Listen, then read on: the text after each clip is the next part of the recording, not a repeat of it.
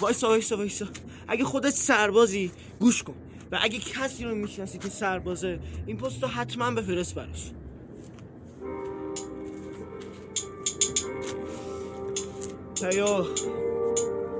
هیو نبودن چند وقتیه حالمو بد کرده. داخل مامان کجایی تو؟ این چند وقته باید ببینی پسرت فرق کرده چون مرد شده، اما وقتی سربازیش تموم شه یه افسرده یه بدبخته. مامان مگه میشه با این قیمت دلار نجومی؟ آخه زندگی ما همش نزولی. آخه کجا باید خونه باشه؟ ماشین زندگی رو براشه. ماما میشه مگه بدبختر منم حتی یه دونه باشه؟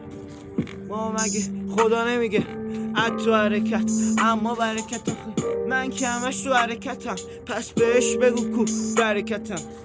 مامان چند هفته است ندارم دست تو، داخل دل تنگتم مامانی به جونم درد تو. فراری شدم همه از خدا همه غیر مامانم که زنده بودنش تا آخر عمر دیگه بسمه. هستم اما نیستم، چند صد کیلومتر اونورترم، سر پستم تفنگم دستمه.